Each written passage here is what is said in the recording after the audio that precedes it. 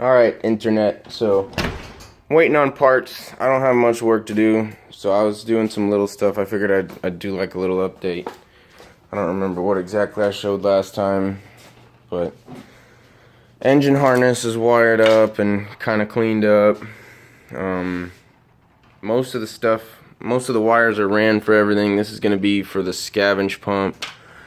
And there's fans on that I need to wire up.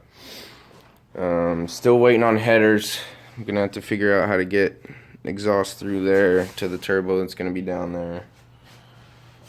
Got a garage door opener that's ghetto mounted right now. I'm gonna make a nicer mount for it later, but I had to use the crap that came with it, so yeah.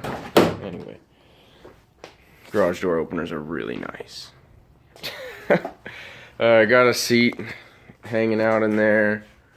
I got all the gauges done, except for the one that I'm waiting for. That's part of the parts we're waiting on. All the switches work. Everything except for mist and meth, because those systems aren't even in the car yet, but it's pretty much wired up.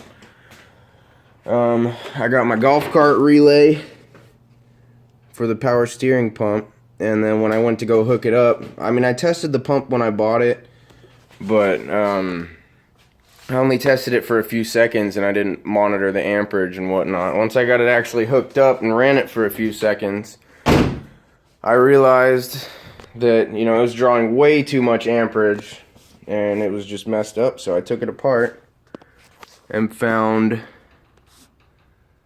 well, first I guess I'll start where the problem occurred. Oh, it looks like I dropped it all. That's not good. There's a bunch of little pins I'm gonna have to find now. All those little vanes are part of the pump. They sit inside this thing and spin around in that. I think they call it like a trochoid. It's like a trochoid shape. And by the looks of it, it looks like this actually pumps from two sides. It's got an intake and an exhaust on both sides, or intake and out, whatever you'd call it. Anyway, that seal right there is bad, and that keeps power steering fluid from getting in here. And it looks like power steering fluid got in here and made an abrasive with the graphite from the brushes and tore that all up. Good news and bad news. I talked to a motor expert just now. He says that the commutator has, it looks like it has plenty of material to get resurfaced. But he says it looks like this insulation down here. Now, I don't know if that was just from the picture and he's not used to seeing oily electric motors, but he says this looks burnt, the insulation. So it might be shorted out, and if so, it would need rewinding, which I don't think is super expensive, but people don't really fix things these days, and it's not easy to find a place that'll rewind a motor like this. I mean, big industrial motors, they'll still rewind, but it's not easy to find a place that'll rebuild something like this. And it's really hard to find a new one, really hard to find a refurbished one. And apparently the people selling used ones don't know how to test them, or they don't care. But hopefully I can just resurface that. And then you can't really test it, they say, with a regular voltmeter. You need what's called a growler that basically excites each coil by itself.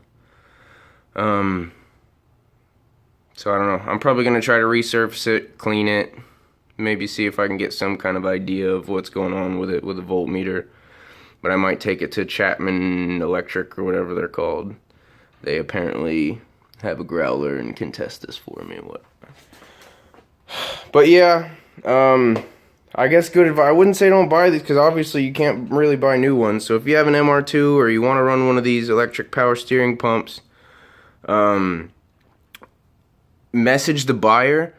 And the brushes, they go in these little holders right here real easy with these caps.